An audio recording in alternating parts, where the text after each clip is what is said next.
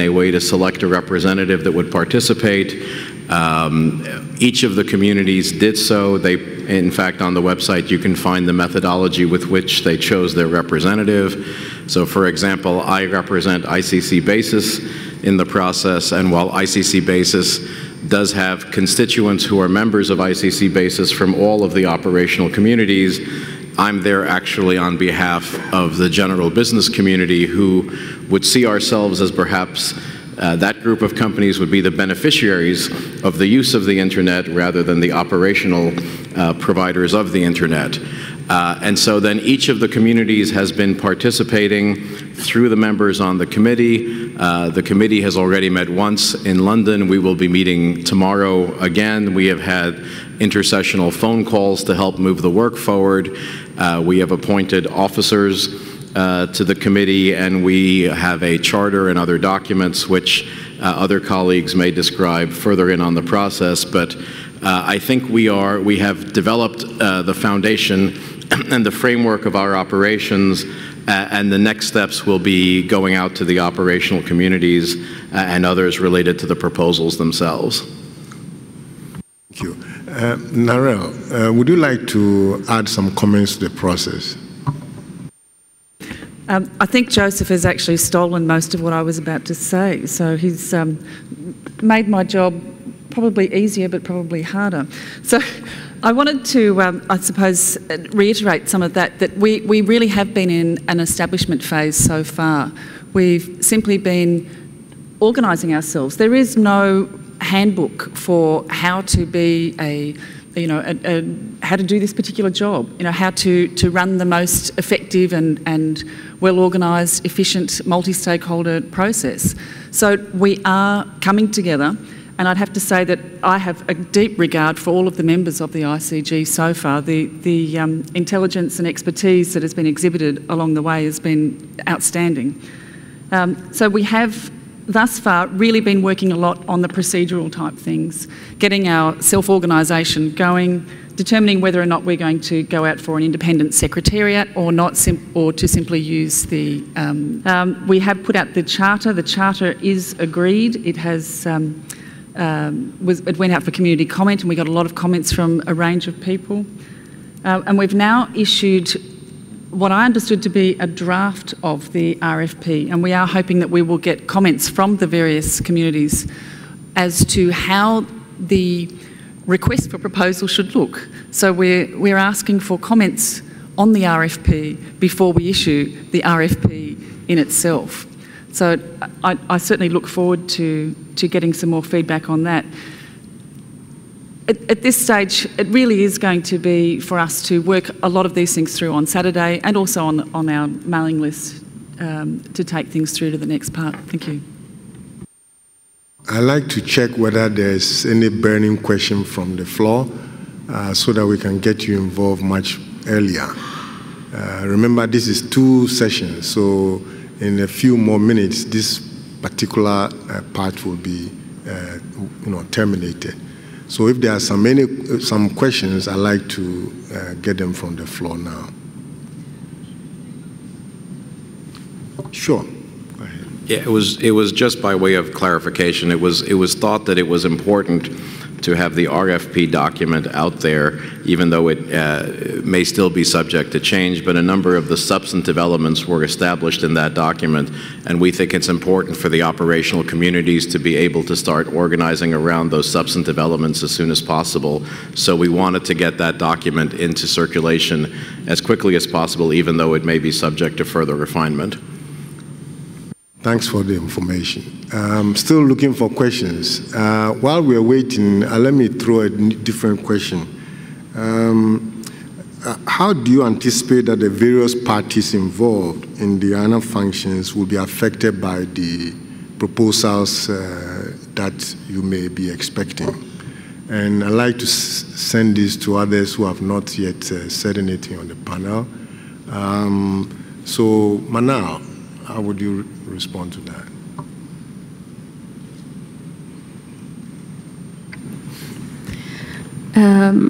Actually, I'm not really in a position to to talk about how the IANA functions themselves are going to be affected. Probably someone from the operational communities may be in a better position to explain the current situation and how this would be affected later on. But if you allow me, I would like to, of course, no need to stress the importance of this opportunity. And I believe that we already have a great deal in common to get us started. The announcement was already welcomed by everyone. The criteria itself is already agreed by everyone. So I hope we can reach a consensus proposal in due time. I believe we only need what I may call the net mondial spirit, where all stakeholders come together committed to a timely consensus output. I also believe that we should be realistic that this output might not be identical to what each and every community has in mind as a perfect situation. So probably we need to have in mind a minimum set of requirements that could not be compromised, and a range of which could be negotiated, and a few others that may constitute our future agenda of discussions for enhancements. And finally, I would stress the importance of having everyone in the community engaged very early on, so that we can highlight any controversial issues, try to address them as early as possible, and this gives a better possibility for getting a broadly consensus proposal submitted on due time. Thank you. Byron, how would you comment on that? Sure, well, maybe I'll pick up on the point of timing. Yes. And then also bring it back to the community that I'm from as an operator of a country code top-level domain and as chair of the CCNSO.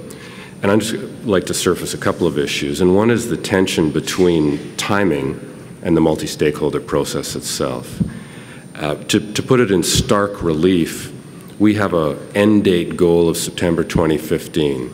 The NTIA needs the submissions by June prior to that. The ICG has asked for final inputs by December 31st, which, just to be clear, is little more than 4 months from now. And the real content work is effectively just getting started. So I think this is a very sobering and very tight timeline. And as somebody we all know, Wolfgang Klangwatscher, has said previously, the more people involved in a multi-stakeholder process, the slower it will be. And I think this is the issue that everybody in this community will be involved in. That said, I believe we are up against some political realities in the US, which, as most of us would know, is the coming to the end of a US administration over this timeline. And late-stage U.S. administrations tend to be lame duck administrations, so significant policies getting pushed through, I think, become less and less likely. Not impossible, but with each day past the September deadline, we have to face the fact that it becomes more and more difficult. I would also just like to mention some issues around the CCTLD community in specific, but given the time right now, perhaps I'll come back to that in a moment or two. Yes, Nara. Thank you, Nian. Thank you, Byron. I wanted to get back to the question you just posed there, and that was, what do we think the future will be like? I think that was what it was. And what would be the impact on the operational communities in this new state? Well, at this point in time, we really don't know what that end state is going to be. It is really up to the communities to tell us what that end state should be. But if I might go back to my own background and my own position here on the ICG, and that is as the Internet Society representative. For us, we would like to see that the security and the stability of the internet be foremost and of the most importance. So in that sense, I would hope that there is minimal impact on the operational communities. These things work well. They need to continue to work well, and we need to ensure that we maintain the stability and the robust nature of the internet. So if I can go back then to Byron's point, it is essential that the communities themselves start to work through the substantive issue of how do they want the future to look like, and then they need to tell us. There's one more person I'd like to get involved. Valentina, would you like to comment on this? Thank you.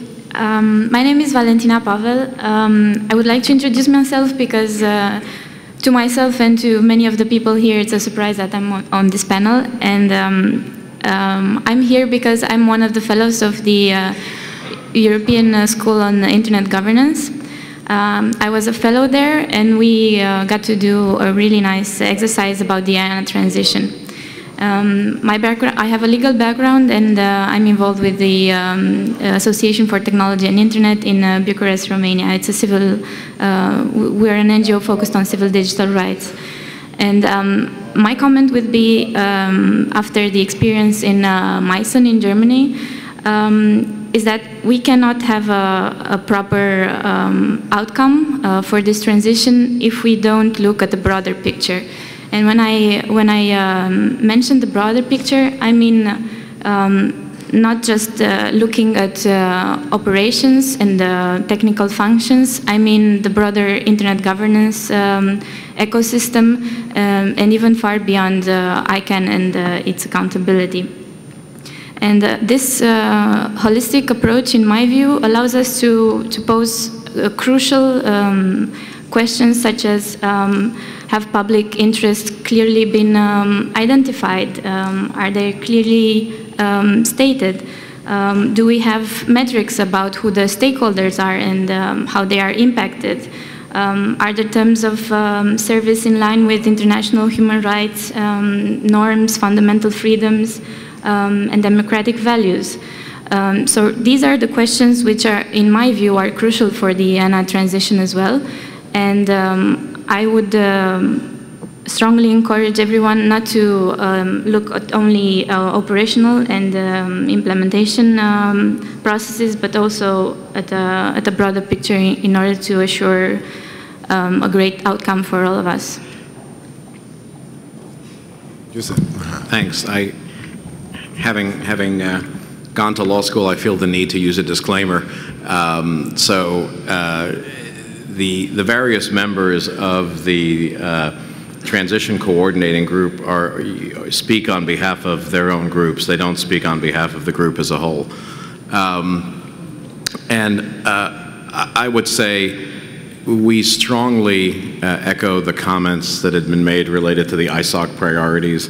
We would perhaps add one word of security, stability, and resiliency of the internet as being important.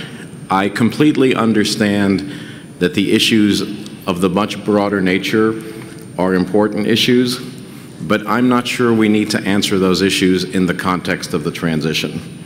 From a general business perspective, because we have such an abiding concern for the security, stability, and resiliency of the internet, we do not feel this is an appropriate time to introduce complexity into the process that wasn't there before.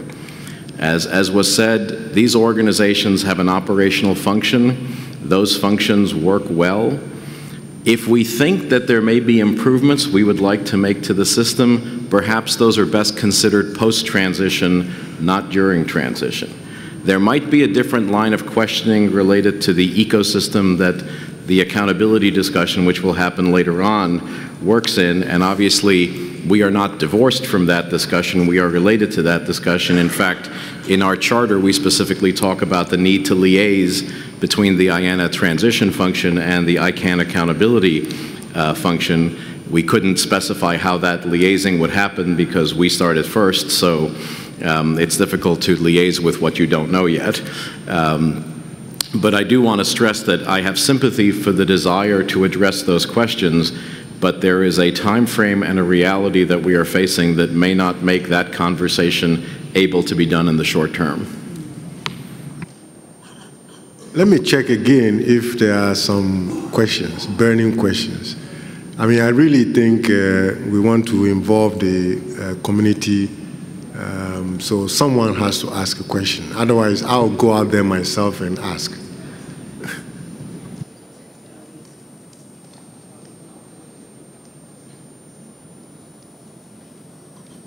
Good morning, everyone, and thank you for the opportunity. My name is Naveen Tandon. I represent a global carrier association in India called ACTO, and I would request the panelists to also help clarify in terms of when this transition process will get complete, what would be the eventual structure which will come in terms of the reporting processes and the accountability part. Perhaps that has been answered, but would request if that can be helped clarified. Thank you.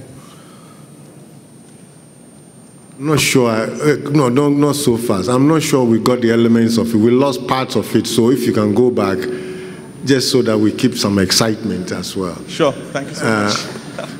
So yeah. my question was more from a clarificatory point of view. In terms of when the stewardship and the transition gets complete, what would be the eventual structure which comes in terms of reporting and accountability, in terms of how it works eventually as a process? As an organization, basically, something of that sort. I'll take a shot at that. Sure. And Naveen, fill in the blanks if I got the question wrong. The function of the transition group is not to create proposals, but rather to assemble a proposal from the proposals that are promulgated. And one of the things we try to do is make sure that that proposal is also meeting the conditions that were set out by NTIA as part of the transition program. Within each of the operational communities, there is already an accountability function, and we have asked them to describe those accountability functions, and I'm sure that in the community processes, people will be discussing those accountability functions. We should make very clear that the accountability functions within the operational communities are not the same thing as the discussion of the ICANN accountability function. But in fact, the ICANN accountability function is an ecosystem that is relevant to the accountability functions within the IANA transition as well. So while they are not the same topic, they are related. The answer of how they will operate, we cannot tell because we haven't seen the proposals that are coming in yet, nor do we know how the ICANN accountability function discussion will progress. But I would say that if people, to the comment that, you know, the more multi-stakeholders you have, the slower the process may go, this is the reason that we need all stakeholders to be participating as early as possible, so we can factor the diversity of views into the process as early as possible. If people come into the process at the last minute, it will in fact derail the process. There will be cutoff points that have to be made in the real world for when a comment can and can't come in. So the communities that develop proposals will have the ability for people to participate in that proposal development. Don't wait until the proposals are submitted to the group as a whole to comment, although obviously you are welcome to comment at that point. But participate in those community development processes as well. That's the way to get ahead of the curve, and that will give us a chance of meeting the deadline. Thank you. Any other comments on the question? Yes. So just to illustrate the concern that some of the operational communities anyway have, I'm here because I'm the IAB's chair for the IANA program, and so we have been working on this for a little while. It so happens that we were doing a little bit of tidying beforehand, so we'd actually thought about it a little bit. And we've already got a mailing list up to talk about protocol parameters. We have a well-understood accountability framework because we have you know, mechanisms. We have our NOMCOM, we have the mechanisms of recall and so on that work within the IETF. And we're about to charter a working group in order to, you know, yield consensus on this. and we already have a draft ready to go, so you can read this and comment on it. So I have to echo this comment. Don't wait. Now is the time. Seize this opportunity because it's there. Anybody can participate, at least in the IETF side. Just join the mailing list. So it isn't a high barrier to entry. And if you have strong opinions about protocol parameters, although I can't imagine why you would, because it's all working perfectly the way it is now. Therefore, we plan to document that and send it in and be ready to go by the end of the year. So I encourage everybody to, participate, keep an eye on that, and send us off in a happy way in time for the deadline. Okay, there's a priority question on the floor. Thank you. Since we seem to be talking about the scope of this, I'm sorry, I should introduce myself. I'm Malcolm Hutty from the London Internet Exchange. And we are a business entity. There has been discussion about whether or not the scope of this discussion should be limited to really narrowly ensuring the technical functions of the IANA can continue adequately, or whether the transition question is broader than that. Now, reading the NTIA's announcement, they say that this is about the transition for the current role played by NTIA in the coordination of the Internet's domain name system, broader than merely the IANA issue. And the NTIA says that the transition proposal must have broad community support and address the following 4 principles: to support and enhance the multi-stakeholder model, to maintain the stability and resilience of the Internet DNS, to meet the needs and expectations of global customers and partners of IANA services, and maintain the openness of the Internet.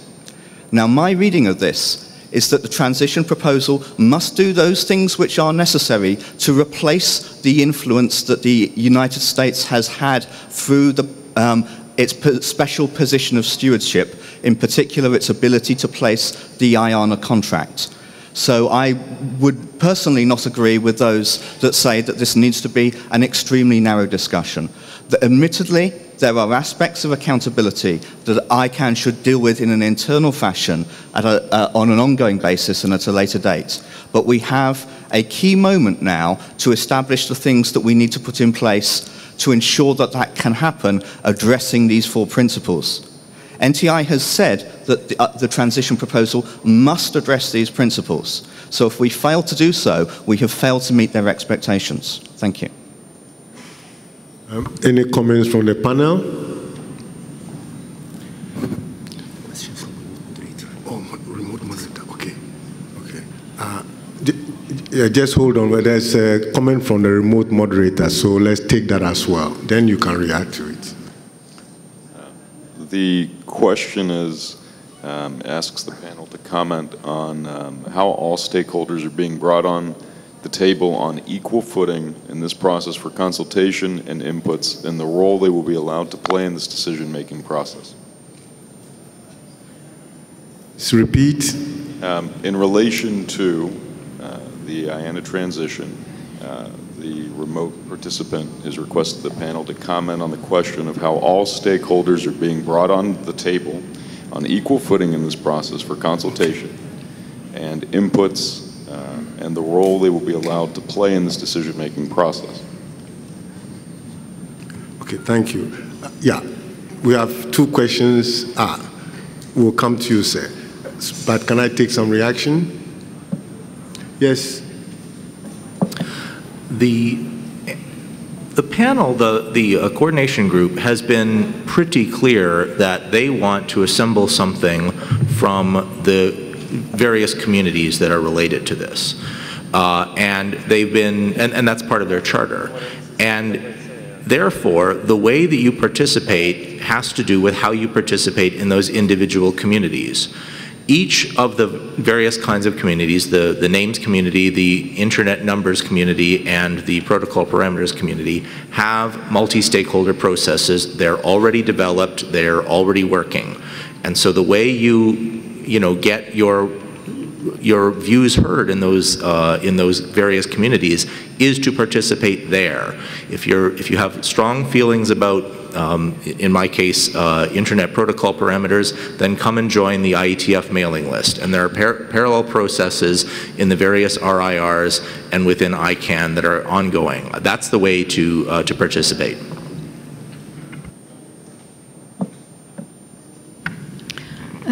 Thank you. And actually, I would agree with both that we need to focus and meet the deadline, and also that we need to cover as much as we can. So again, it's up to the community and the proposals that we are gonna receive from the community. I mean, if we receive proposals that covers everything and has the wide consensus of everyone in the community, then I mean, we won't cut it down, it's gonna go through. So as far as the community get engaged and agrees on whatever is being submitted, this is gonna facilitate the role that Joe has already described of assembling a final proposal from whatever we received from the community. But again, like Joseph mentioned, we shouldn't be complicating things so that we miss the deadline, because we really don't want to miss this historic opportunity. The maximum we can do to meet, but within the deadline, should be our ultimate target. Thank you. I would say that I think the issues are, number one, we need to recognize that there's a broad stakeholder group that's already represented in the transition, which includes end users, which includes businesses who are not involved in the operational, which includes a large number of various different technical functions, all of them represented in the transition group itself. Obviously, the moving the comments into the communities is the most useful way, but we have not precluded comments coming to the transition committee itself.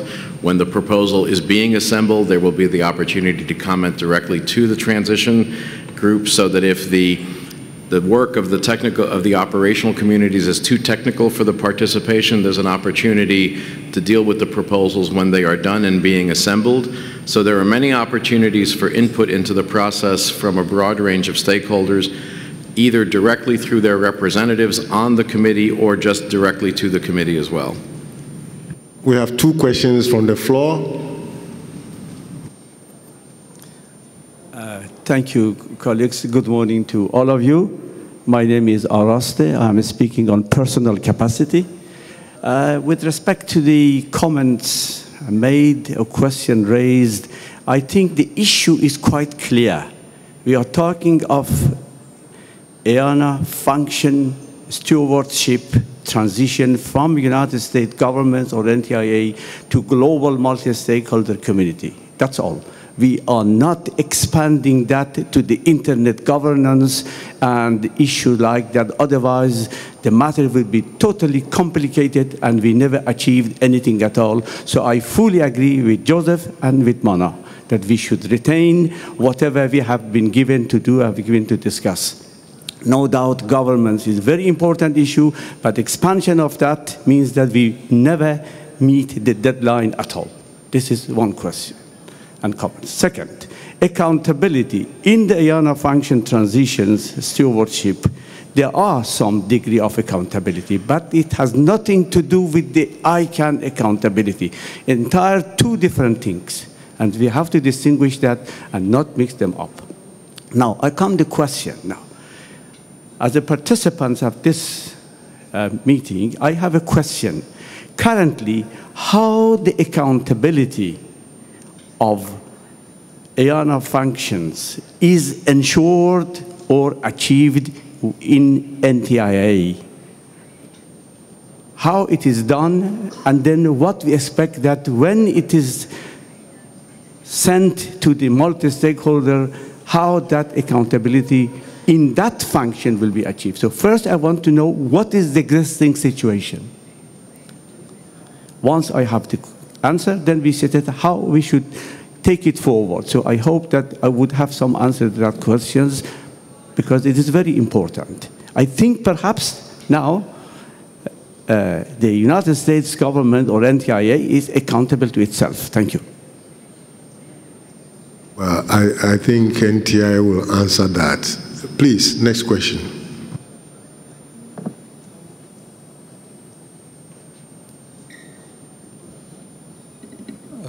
Good morning. My name is Sunil Abraham from the Center for Internet and Society in India.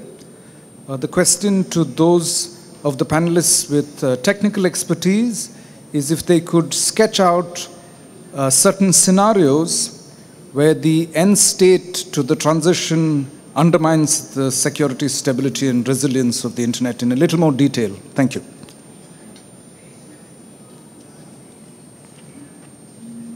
Yes, good morning. Khaled Fatal, Multilingual Internet Group. I won't repeat what was already mentioned, which I agree fully with the GAC representative from Iran. But I would also like to highlight two critical points. One, the deadline is more than ever critical to be delivered. Meeting the deadline in time is critical. Primarily, we need to recognize that the NTIA's decision to move into a new structure and requesting ICANN to engage the community on this came as a result of the Snowden revelations and Net Mondial. Trust is critical.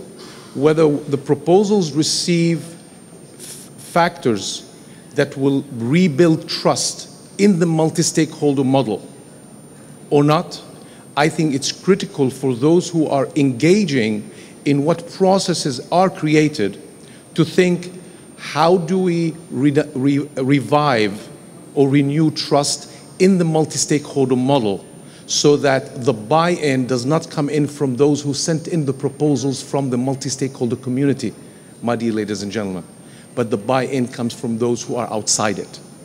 Without that, we will still be within the same parish. Thank you very much. Thank you. Next, please. Thank you. My name is Anders Hector. I'm with the Swedish Ministry of Enterprise. I've got a really brief question. Who will be the contracting parties to the contract? And how is the process of this, how is this part of the process that is now going on? Thank you. Thank you very much. I think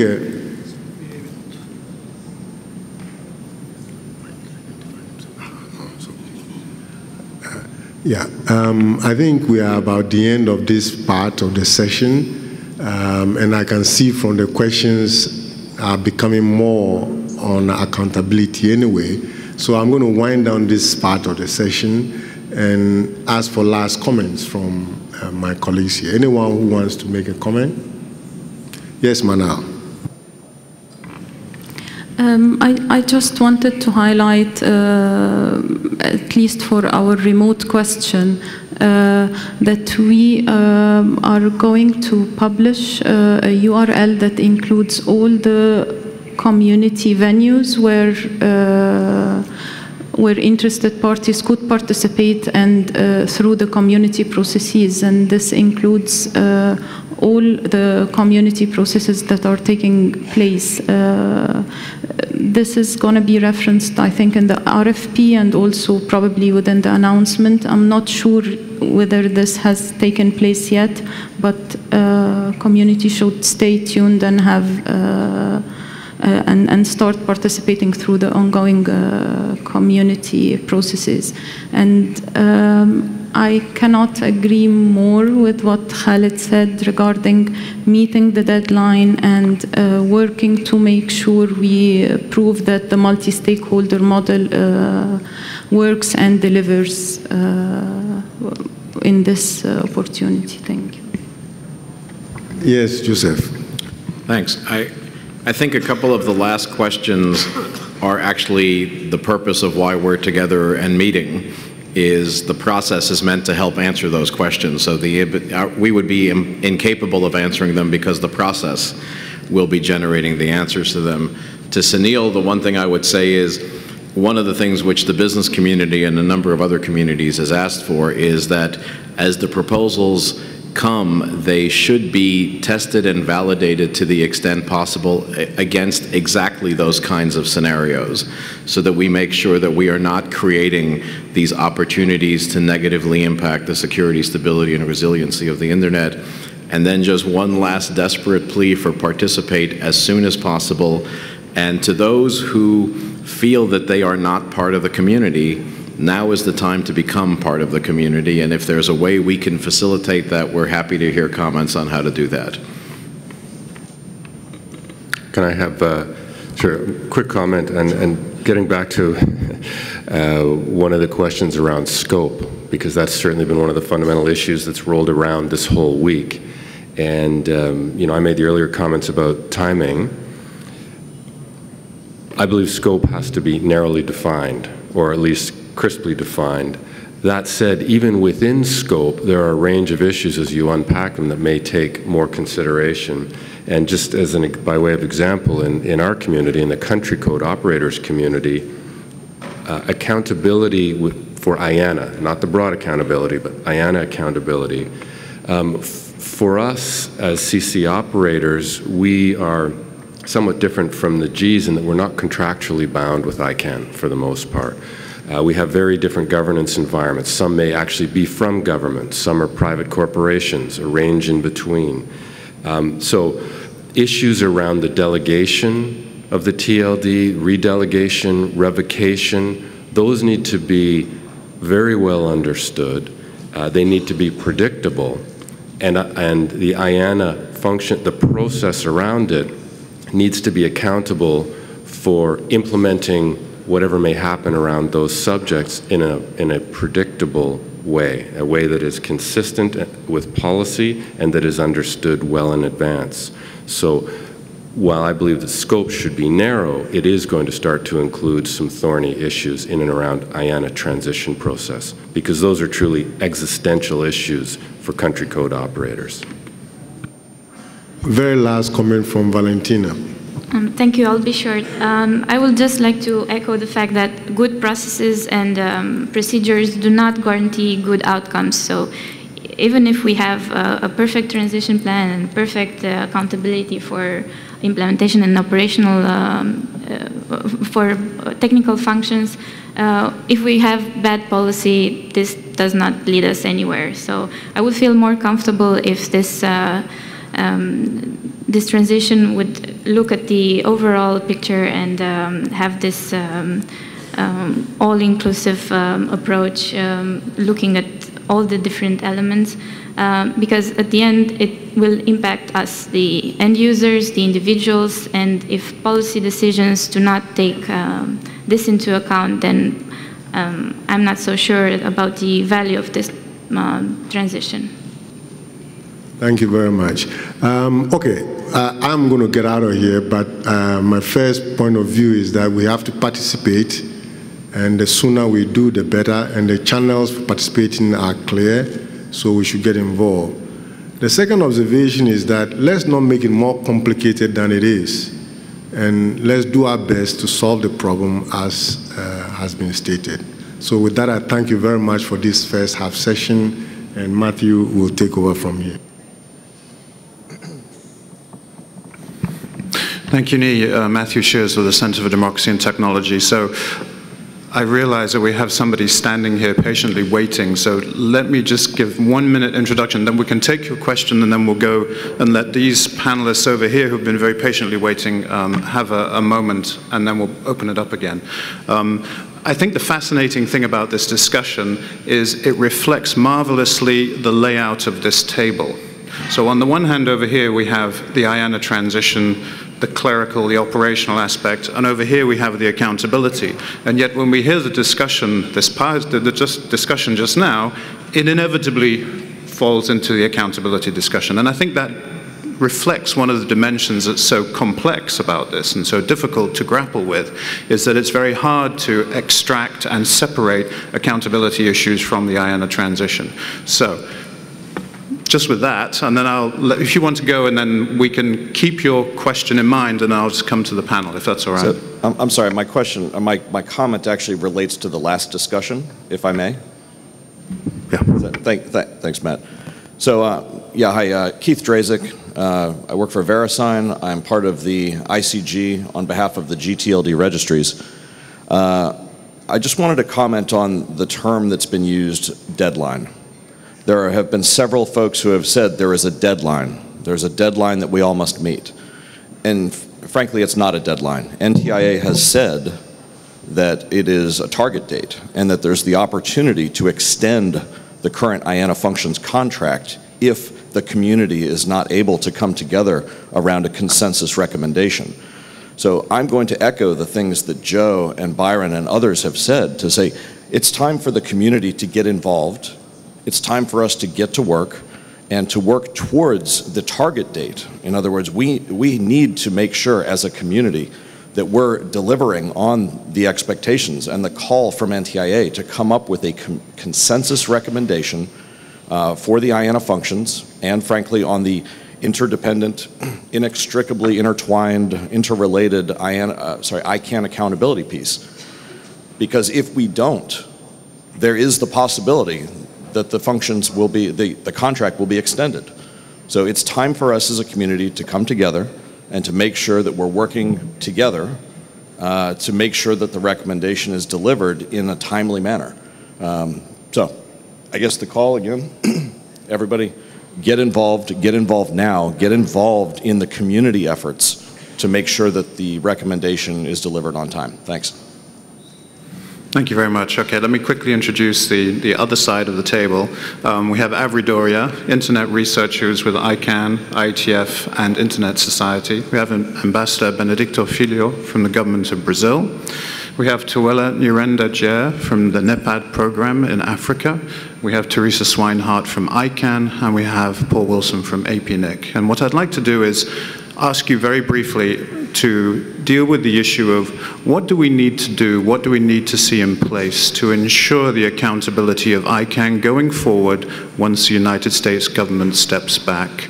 And we've heard the issue of trust raised by panelists, by commentators, and if you could just address that, just very briefly, and then we'll open up to the floor. And I would echo all those comments so far that have said that we need to see more participation, so this is your chance.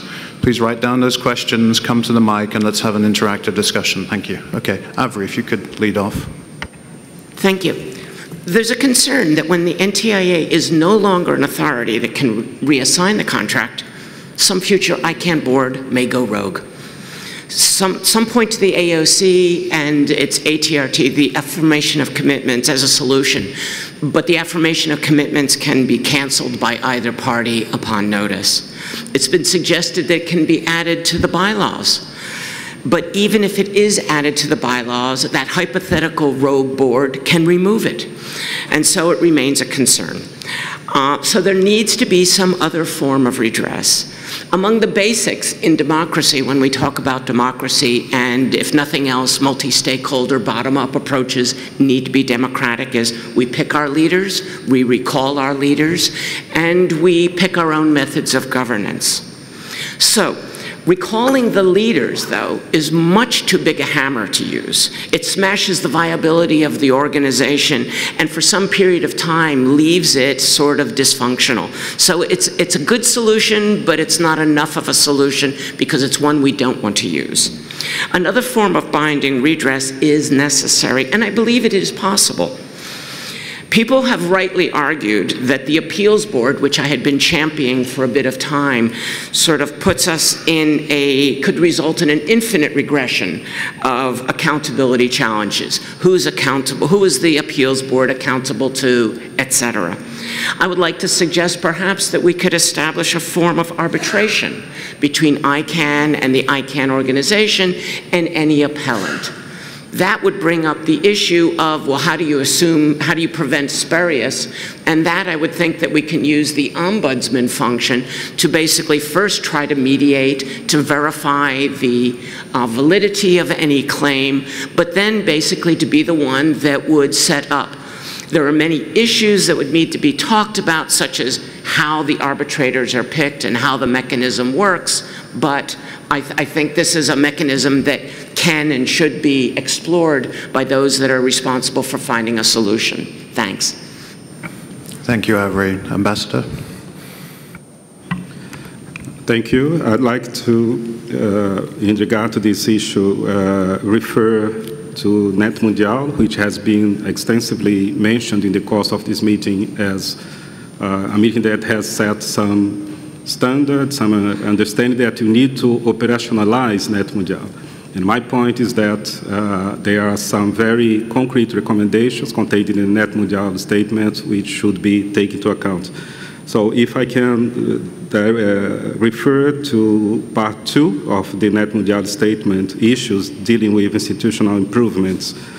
This issue, that discussion between the linkage between the transition process and accountability has been extensively discussed in the context of Net Mundial, and there are 2 portions of the document that deal with it. Paragraphs 5 and 6 of that second session. In paragraph 5, that could give the idea of a narrow approach because it refers to transparency and accountability should be part of the discussion of the transition in regard to those functions. So that leads us to the narrow approach. But on the other hand, paragraph 6 states that the process of globalization of ICANN should speed up, leading to a truly international and global organization serving the public interest with clearly implementable and verifiable accountability and transparency mechanisms that satisfy requirements from both internal stakeholders and the global community. And here we are clearly looking at a broader picture. Paragraph 6 is not exactly referring to the time frame we have been working in, so it might be argued that larger accountability should not be part of the exercise. But my point, and I will conclude because I see time is elapsing, is that 2 goals should be pursued here. One is to ensure a swift transition from the technical point of view that ensures security, stability, resilience. We are fully in agreement with that. But we should not forget that there is a not less important goal that should be to ensure that at the end of the process, the legitimacy of the organization, the perception of legitimacy is also enhanced, especially in regard to those that are not part of the discussion. And I think that would be a missed opportunity if we would have a very narrow focus, just focusing on the operational aspects and without having in mind a larger picture. I think Valentina has mentioned the larger picture. I think we should take, but maybe I would refer to the concept that was introduced by Manal, that we should look at a minimum set of requirements that should not be compromised and should be part of the package, and some other elements could be left for later on discussion, because otherwise that would be very messy. And in regard to the deadline, just to conclude, I think the deadline is very important. We are looking forward to working constructively towards it, but I do not like to have a rush decision just because of the deadline. I think it's better to wait a little longer if necessary, but to have a decision that will appropriately address both elements to ensure the stability, the perfect functioning of the technical operation, but also adding this new dimension of legitimacy and through accountability and transparency, and that would require certainly an independent mechanisms that need to be sorted out. Thank you. Thank you.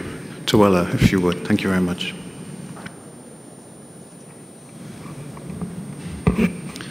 Good morning. I think I would echo the sentiments that are being expressed around accountability with respect to 2 different processes. On the one hand, you have accountability with respect to the IANA transition. On the other hand, you have accountability with respect to ICANN in general. And I think that it might be very instructive maybe to actually look at where these 2 converge and where they diverge, and make that very clear as we move forward so people can have a better understanding, but also to make sure that we are not looking at issues just within the context of the transition, which is a time-bound process, I think, and we're looking at the issues of accountability of ICANN overall. I think part of my other comments are really looking at issues in terms of from my perspective as a stakeholder, coming from Africa, from a developing context, I think that there are concerns around how we actually give a voice and make the process inclusive for those stakeholders that are coming from developing contexts. We talk a lot about people participating, about people contributing, but I think we also then need to understand what the preconditions are for people to be able to participate meaningfully and effectively. I mean, we assume that internet is available and accessible to everybody all the time, which it's not. And all these documents are online, all these conversations are happening online, which makes it very difficult for people who do not have effective and reliable access to actually participate. So I think we also need to maybe step out of our comfort zones a little bit and start to think about what does participation mean for somebody who perhaps may not enjoy the same access to technology that I have, but who is still an interested party and who is still affected by the issues that are being discussed. The issues of trust, I think, are also important, and I think that that's something that must also be looked at as we move forward. Thank you. Thank you. Teresa, maybe you could just give us an update where things stand, because there have been some changes and developments over the past week or so in terms of the accountability process that ICANN has in place, and perhaps it would be useful for the audience to understand where things are at the moment. Thanks. Absolutely, thank you. I think that there's already been a wide range of really good remarks made on this topic. And I certainly wouldn't want to speak to what the outcome should look like. I think that's part of the process that needs to be taking place. Just to give a quick update of where things are on this, the process on the accountability, I think, has been touched upon, that the IANA stewardship transition is looking at the accountability actually among the contracted parties and their relationships there. The enhancing ICANN accountability process, which has been under discussion, is very much about the changing relationship. And I think for those who may have been at the workshop that was held earlier this week, you may have heard also NTIA reiterate that the process is interconnected with the transition, but its focus is really also on systemic issues caused by the changing historical relationship with the U.S., including, for example, stress testing solutions to safeguard against capture, both internal and external to the organization. So these are interesting issues and challenging issues, and I think very important for discussion. And there's potentially models and examples from other organizations that could cause some identification of best practices. On the process itself, the discussions have been ongoing since March. The model that is being put forth and has been discussed extensively is really seeking to be as inclusive as possible, to Tuala's point as well, in ensuring that it's a platform and mechanism that all can engage in, along with a similar concept of the coordination group to pull things together and to identify those. I think what's essential is that this process is open, it's inclusive, and that the results of it are really a consensus agreement on a global scale, and one that scales globally and is timeless. And we don't know where things are in 20 years, so there's quite a bit of hard work. Given community feedback also this year and the importance of this issue, this will go out for a last call or final sort of looking at by the community for a 21-day comment period, which we hope to have posted today or within the next few days, and then look forward to the final feedback on that. So that's where we stand right now, and I can certainly touch on other topics later. Paul, perhaps you could, I believe you're on the ICG, if I remember correctly. Perhaps you could tell us a little bit, so you've heard a lot about some of the concerns about linkages and things like that. How do we, from your perspective, ensure that there is cooperation, coordination to reflect the interdependency of these issues, and how do we ensure that we bring in a greater number of interested parties into the process? And perhaps you could explain what the NRO's process is. Thank you. Well, first, I think the processes, the IANA transition and the accountability question, are very closely linked. ICANN was not required to open up its accountability process by the NTIA's announcement. It did so sort of voluntarily and at the urging of the community.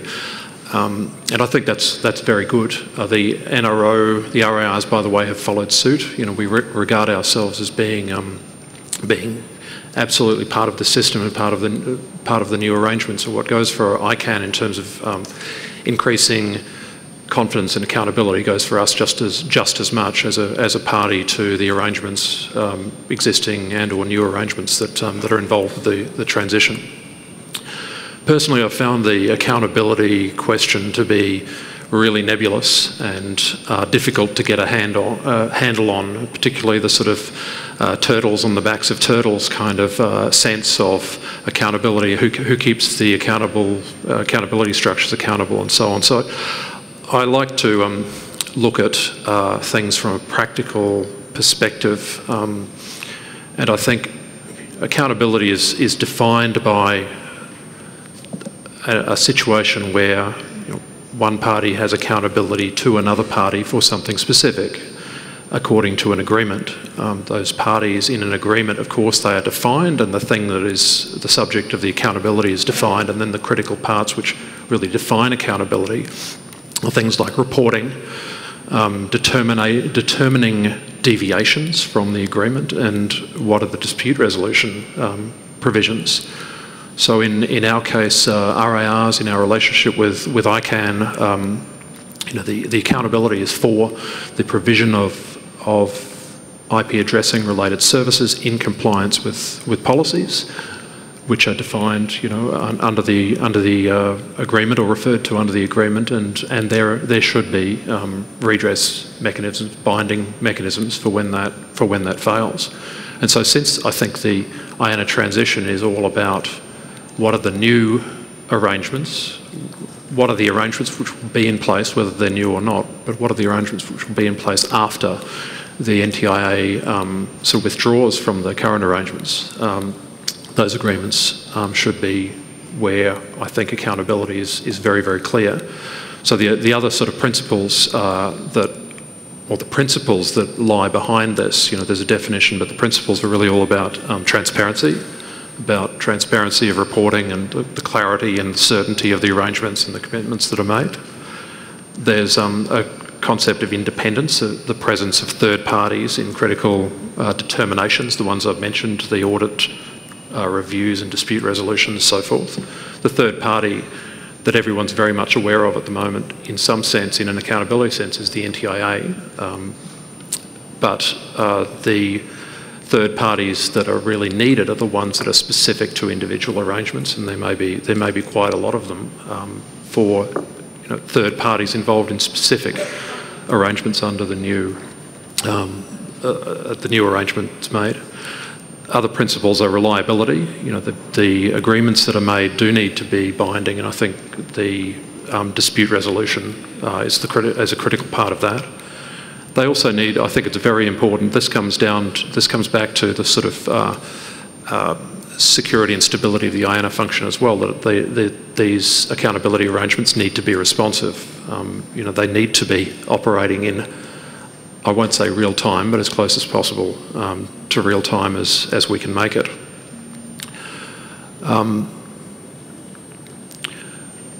So I think what is critical in this environment is to have this open review of all of the arrangements. The accountability is one, but that's being reviewed in the context of this, the ICG's request for proposals for the specifics of the new arrangements which different communities want to make.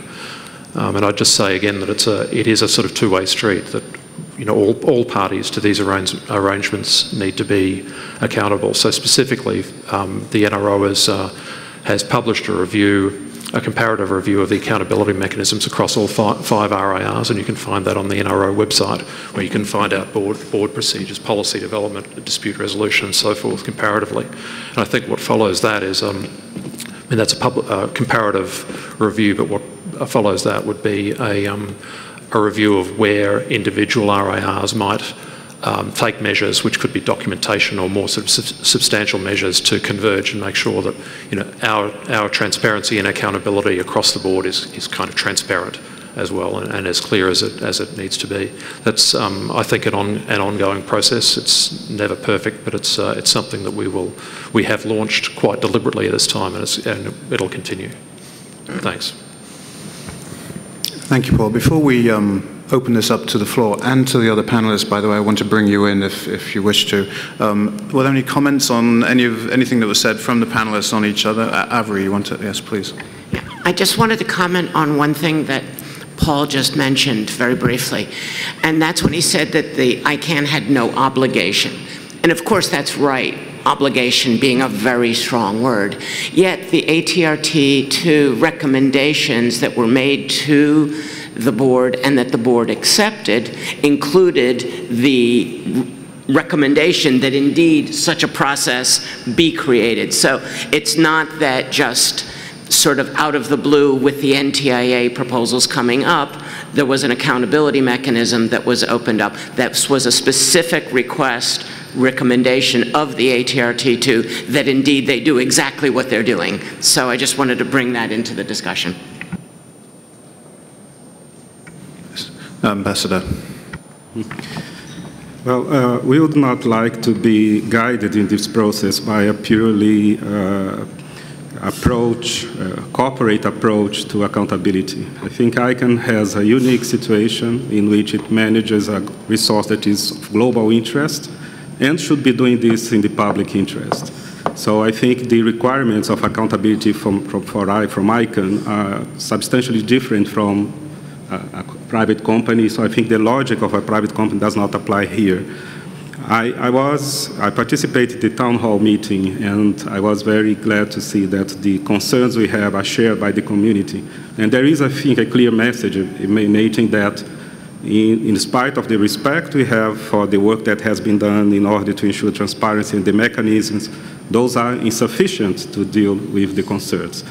It is insufficient to try to improve on this, to work on this, because those are intrinsically insufficient. Something else must be added to this.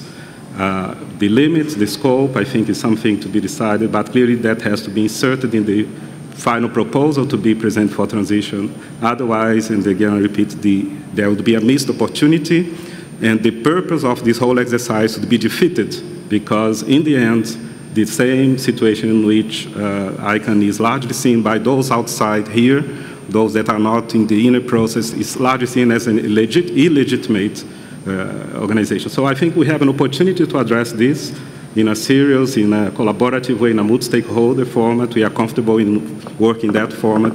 We look forward to that discussion on those terms. Thank you. Thank you very much. So, opening it to the floor. This is your opportunity to ask questions about the IANA transition, both the operational aspect that's being covered by the ICG and also the accountability aspects, or indeed broader ICANN accountability. So please come to the mic, and we look forward to questions. Just before you ask your question, please tell us who you are, and if you're directing it at someone in particular, please indicate. Thank you.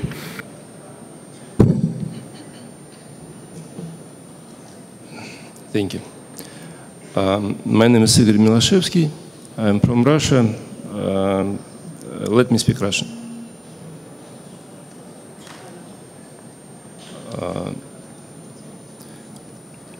Я вопрос задаю от себя. Инициатива и период IANA Transition стимулировал разговоры вообще о экосистеме интернет-governance, и это очень интересная и сложная проблема. И в этом разговоре мы, конечно, фокусируемся именно на контракте IANA, потому что сложную проблему нужно решать по частям. Но в этом контракте две стороны. И, конечно, очень важный разговор об accountability, transparency IANA и ICANN. а является важным, но разве не приоритетным является вопрос об NTIA, о функциях, которые выполнял NTIA, что это за функции и кто должен их выполнять в случае передачи этих функций. Спасибо.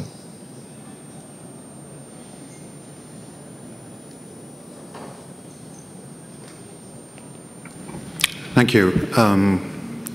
Who would like to address that? Anyone on the panel?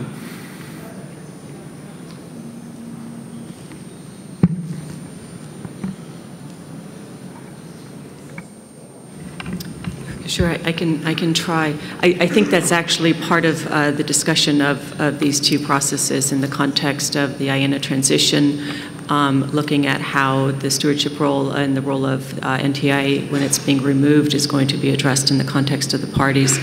And then in the context of ICANN's broader accountability, the stewardship function that the U.S. has played as a perceived backstop or existing backstop to a variety of areas. So I think my response to that is actually that is the purpose of these two processes, and thus it's very important to be engaged and participating in them. Yes, please. My name is Michael Rothert. I'm representing the German internet industry, and my question is, wouldn't it be easier for future discussions about accountability if there is a controlling body?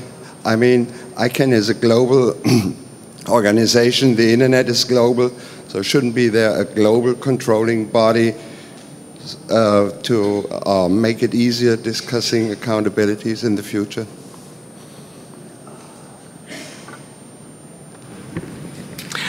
I originally came up with proposals that did require that one and did require some kind of controlling body. But if you're staying away from an intergovernmental, which has been mandated in something I very much agree with, the problem we have, and that's been pointed out to me several times that I haven't been able to resolve, is how do you avoid the infinite regression of who is the overriding body accountable to, and how is that determined, and who are they accountable to?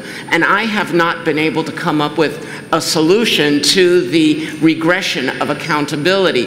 And that's why I've sort of been looking for other solutions and come up with the notion of binding arbitration of some sort, because then the people that are appealing are accountable to those they're appealing for, and ICANN is accountable to them, and then there just needs to be the proper choosing of an arbitrator. So I agree with you, but I can't solve the problem of infinite regression of accountability.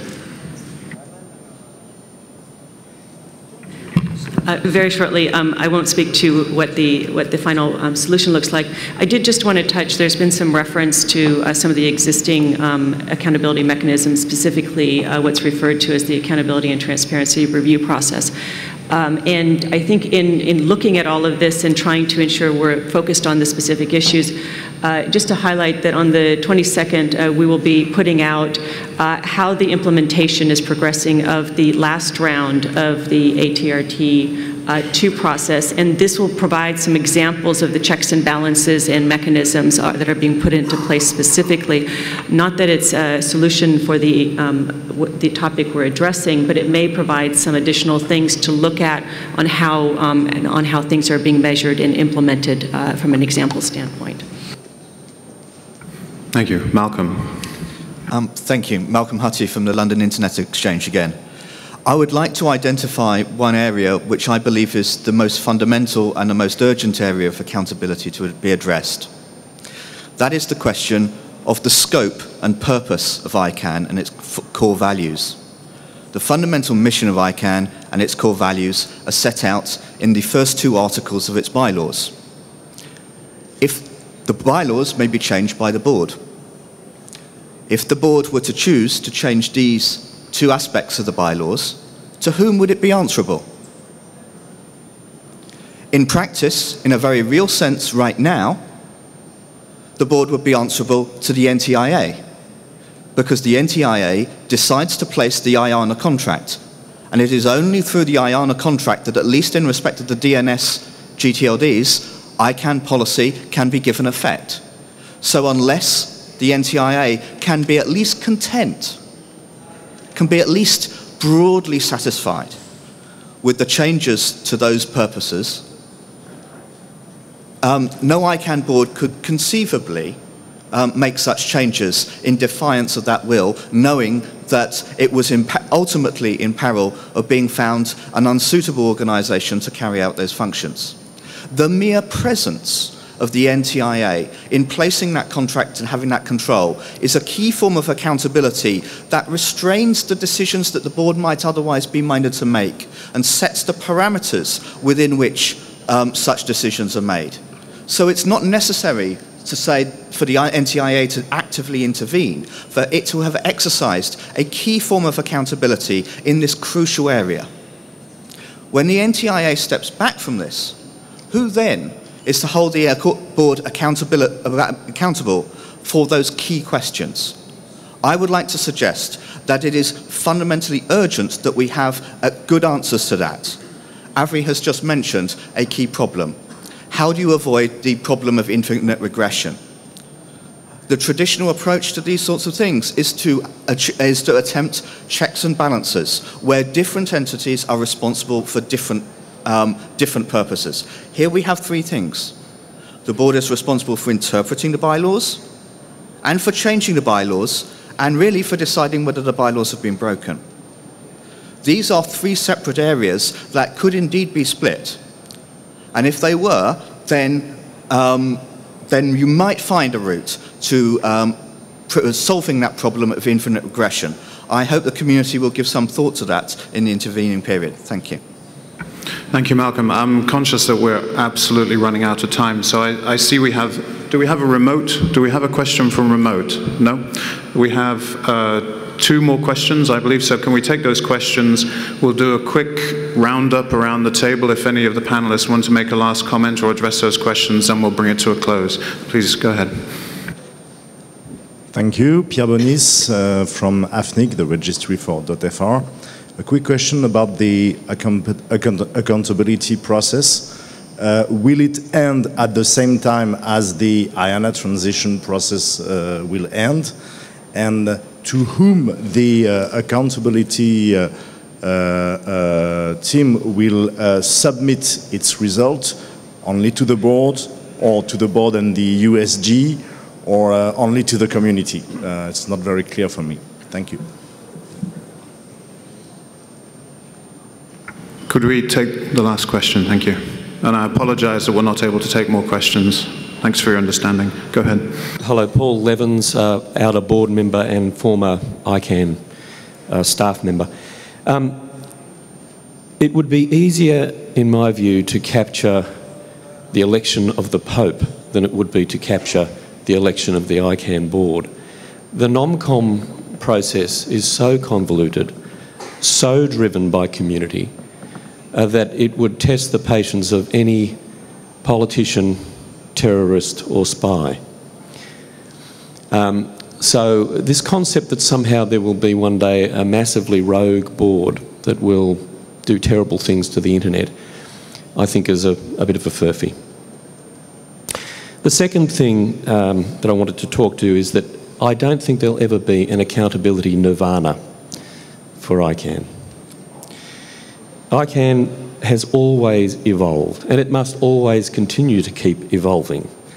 You don't want a state where you say, that's it, it's done, transparency and accountability is finished for ICANN. You do not want that state. Finally, to the point about, the NTIA really holds the organisation accountable. This was a statement that was made about the JPA. So it was joint project agreement, another contractual arrangement that that ICANN had with the NTIA. But during that process, in fact in the dying days of that process, the NTIA made it very clear in public statement that the MOU does not give the Department of Commerce the ability to exercise oversight in the traditional context of regulation, and the Department of Commerce plays no role in the internal governance or day-to-day operations of ICANN. So I think good luck navigating the process, but trying to link the beginnings of this session and the latter session. Don't break the things that have worked well so far. Don't break those things. And demonstrably, over 15 years, this process has worked very, very well. Thank you, Paul. Just checking with remote. No questions from remote. Okay. So we had 3 questions. How do we hold the board accountable? How do we put the proposal to the NTIA? And is an accountability nirvana desirable or even achievable? I don't know if any of the panelists want to touch on any of those 3 questions that we heard at the end. And then we'll quickly do a wrap-up. Avery. Yeah, I wanted to touch on 2 of them. One of them is, no, I don't think we can solve all of ICANN's accountability problems, because indeed there are an infinite number and there'll be more in the future. But we do need to solve a certain number of them to get to the point where we can end in time. And in terms of the rogue board, I don't think so much in terms of capture, but in all my years of watching the ICANN board, I believe I do see a hive mind. And that as people enter the board, they start to think in a self-similar manner. And that is actually what could lead to the issues that I talk about. And it's only a hypothetical, but indeed it's that hive mind that I see in the board that sometimes does concern me. Thank you, Avery. Anybody else want to touch on those questions? Okay. Yes, Teresa. Yeah, I just wanted to touch on some of the points that the last speaker, Paul Evans, had made. ICANN by design is an evolving and living organization, so stagnation is not a healthy thing for any organization in the context of the internet space, or any other space for that matter. And the bylaws and the review mechanisms, both the organizational review mechanisms and the review mechanisms through multi-stakeholder approaches reflected in the affirmation of commitments, are all intended there to ensure that there is a continuous review and incorporation of the changing environments, and to address specific issues that may arise in the context of capture, or transparency, or accountability, or anything else of that matter, both internal and external to the organization. And so I think in the context of this accountability dialogue, really focusing on the issue at hand and recognizing that the organization and institution will, of course, continue to evolve regardless, and addressing the other issues at hand. But we do need to really look at what's at hand here in regards to the NTI transition, so we can achieve that in a good way. Thank you, Teresa. Anybody else? Yes, please. Yes, just very quick 3 points. I mean, one cannot decide on going by part of a thing without seeing the whole picture. So I believe we definitely need to see the whole picture of the accountability. We need to know all the components of the accountability, and then we need to decide on what are the prerequisites for the IANA transition and plan for the rest that might not be prerequisite. The second thing is that when we talk about meeting the deadline, or I'll call it the target date, if this is a better way to put it, this does not by any means compromising anything or rushing into a proposal. The proposal would go through many cross-checking with the NTIA criteria by the submitter, by the ICG, and ultimately, of course, by NTIA. So, and any failure to match the criteria is going to be failure to submit a proposal. So we cannot really submit a proposal that does not go by the criteria. And finally, how things would look like afterwards, I hope that this would be transparent from anyone. I mean, the success is because there was no complaint about the operation as it is right now, so I hope things would go smooth and it becomes transparent at the end that a transition has really occurred. Thank you. Thank you very much. I'm afraid we're going to have to... 5 more minutes. 5 more minutes, and then...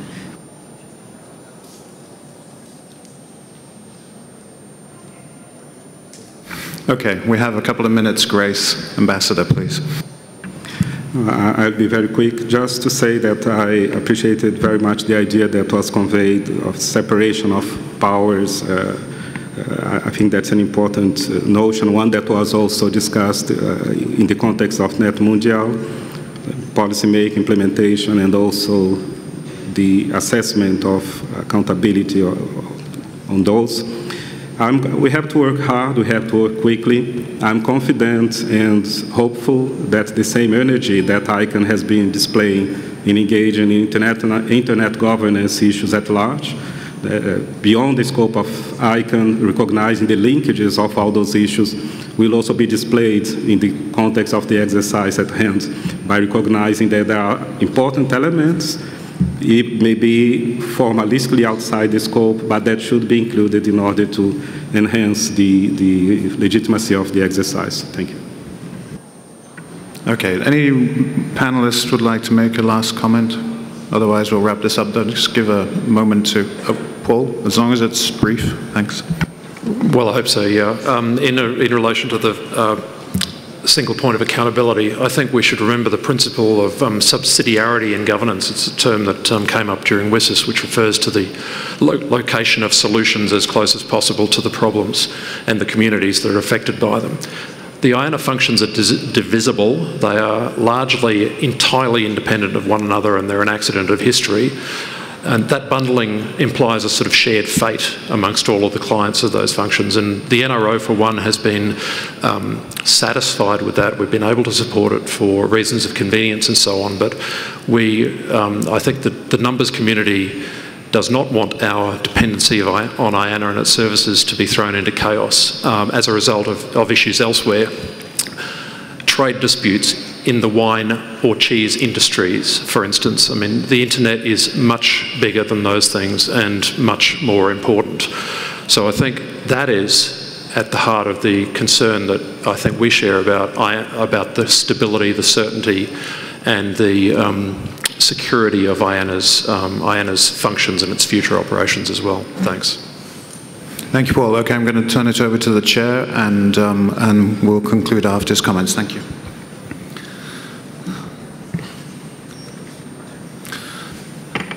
Bugün buradaki oturuma katılarak konuyla ilgili görüş ve değerlerini bizimle paylaşan tüm katılımcılara teşekkür ediyorum. Burada bugün oluşan ortamın önümüzdeki dönemde hem geçiş süreci hem de ICANN'in hesap verilebilirliği sürecinde katkı sağlayacağını umuyorum. Oturumu kapatmadan önce bir notumuz var. Masamızın altında bir adet mobil telefon bulunmuştur. Düşüren kişinin yakındaysa, buradaysa benimle, yoksa güvenlikle iletişime geçmesini rica ediyorum. Teşekkürlerimi sunuyorum.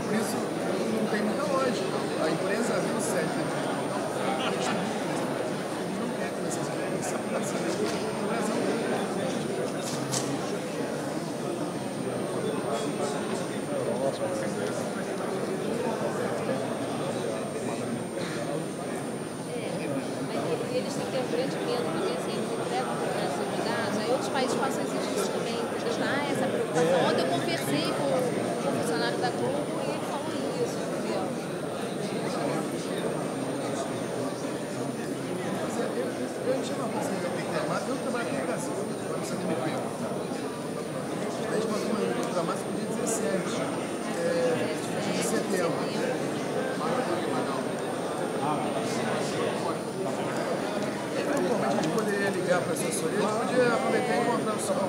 Isso, eu vou mandar meus dados.